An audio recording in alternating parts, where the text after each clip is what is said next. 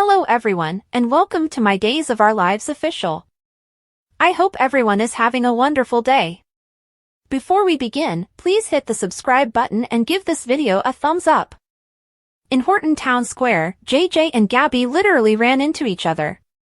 When JJ asked Gabby what she planned to do on New Year's Eve, she said that she would be spending the night at home with Javi. JJ asked Gabby to ring in the new year together since he didn't think Javi would stay at home. Gabby accepted without hesitation and inquired about JJ's plans. Johnny came over and invited JJ and Gabby to his party at the mansion after JJ stated he hadn't given it any thought yet.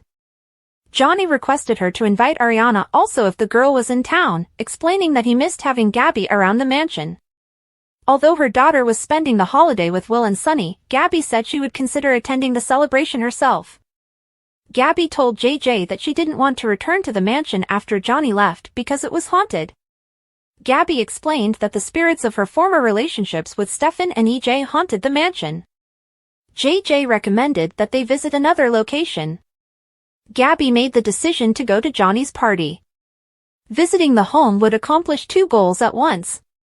While sticking it to EJ, Gabby could exorcise the ghosts of my marriage. JJ later showed up to pick Gabby up for the date at her house. She still had time to change her mind, he replied. With a big smile, Gabby told him she was excited to visit the mansion and make EJ uncomfortable.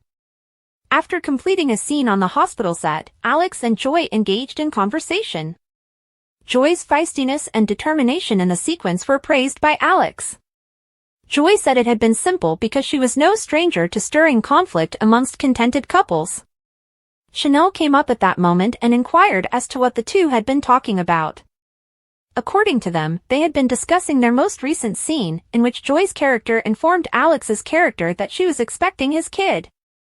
Admire Days, B&B, General Hospital, or other soap operas. Participate in the discussion on our SC boards. To interact with fans and start a conversation right away, click here. Chanel acknowledged that the situation had likely been intense and shifted the conversation to plans for New Year's Eve. She revealed that she urged Joy attend the modest party she had persuaded Johnny to throw at the mansion. Joy made an effort to decline, but Chanel insisted. Joy agreed, but only if Alex also attended the gathering. Joy swiftly clarified that after their affair, she and Alex remained friendly. Alex had no choice but to accept the invitation, but when Chanel looked away from him, his smile changed into a worried roll of the eyes. After cheerfully chirping that she would see Joy and Alex later, Chanel departed. Joy grinned and bemoaned the circumstance and Chanel's habit of inviting her to events. Alex wished Johnny had manned up and been honest with Chanel. Joy said she was sorry for dragging Alex into her situation. He accepted that he understood why Johnny didn't want to harm Chanel because he didn't either, and he didn't blame her. Joy added herself to the group of people who wished to avoid causing Chanel any harm. She felt bad about what she had done to a buddy she had come to like. Philip came into the office as Stephanie was wrapping up a work call. Stephanie told him she couldn't go as he started eagerly organizing their date. She clarified that she felt compelled to attend the body and soul cast's party at the DiMera home in order to shield them from any negative effects of being a lady whistleblower. Although she expressed sorry for interfering with Philip's plans, she was adamant that he go to the party with her. Reminding Stephanie that EJ hates my guts, Philip was hesitant. Stephanie made fun of EJ's grumpy attitude in front of everyone, although she acknowledged that Philip might find the concept unsettling. Philip promised Stephanie that he would love to spend time with her and attend the party as a date. He kissed her cheek goodbye and went to get ready. As she watched him leave, she grinned broadly. Stephanie, Abigail Klein, and Philip, Jean-Paul Lavoisier, had a tense encounter with Alex, Robert Scott Wilson. Source of image, Peacock. Philip later showed up for their date at Stephanie's apartment. He waited as she looked for her shoes and complimented her outfit choice. The pair was ready to depart after she located them. They ran into Alex outside the apartment. After awkward pleasantries, Alex said that he and Stephanie were going to the same New Year's Eve party, with Joy as his companion. When Alex excused himself, Stephanie's joyful expression wavered. Arnold noticed Jada seated at a table at the Brady pub after viewing a photo of her on his phone. Grinning, he strolled to the table and sat down next to her. After telling her she looked great, he inquired about the important news she needed to deliver.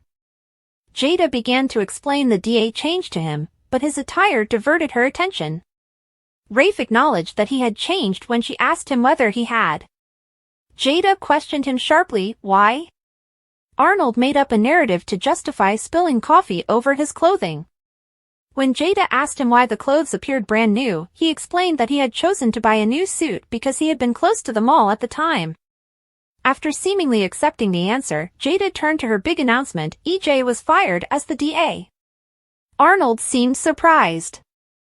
Arnold said huh in response to Jada's admission that she was involved in the dismissal. When Jada brought up Paulina's involvement, Arnold elicited the question, who? Jada looked at him and explained that she was referring to the mayor.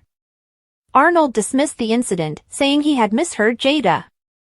Jada questioned why her fiancé was being so giddy at the news after Rafe said that EJ had it coming and asked if she had taken his photo to gauge his reaction. Jada couldn't dispute Rafe's reminder that EJ was a pompous ass. Arnold inquired as to EJ's replacement. Jada claimed to have located Belle, who was qualified and had a past relationship with EJ. Just as Johnny walked into the tavern, Arnold made another joke about EJ being a oaf. After hearing the remark, Johnny went over to the table and gave Rafe a little rib. Johnny expressed his hope that Rafe working on a case for EJ would assist to reduce the hostilities between the two guys. Arnold said he hadn't had time to inform Jada about the news, which astonished her. Jada and Rafe were invited to Johnny's celebration. Arnold interrupted Jada as she started to graciously decline, accepting on their behalf. Are you crazy? Jada said when Johnny left to grab some food for the gathering. Jada reminded Arnold that she had recently had EJ fired, but he failed to see the issue. In response, Arnold said he hadn't considered how Jada could feel about the invitation. Jada was persuaded to go to the party by Arnold, who said he wanted to show off his sexy fiancé and get under EJ's skin. Reluctantly, Jada consented to go. Arnold laughed to himself and followed her as she got up from the table and left. As he pulled on Rafe's lifeless body inside the DiMera estate, EJ sighed over the poor start to the year. After saying that Rafe needed to be downstairs and out of the way, he unlocked the hidden door and pulled Rafe inside. After a while, an exhausted EJ came out of the tunnels and was taken aback when Belle called out to him. Quickly trying to gather his thoughts, he inquired as to Belle's purpose. She shifted the conversation by asking her own inquiries, such as why EJ had been wandering the hidden passageways and why he was so breathless. From Connie Vaninsky's explosive device, EJ said he had been advising construction workers who were fixing the tunnels. EJ laughed heartily and a little panically when Belle growled that he was planning to hold additional hostages in the coming year. He assured Belle that if she had come to boast about Hattie, he would have saved her the effort.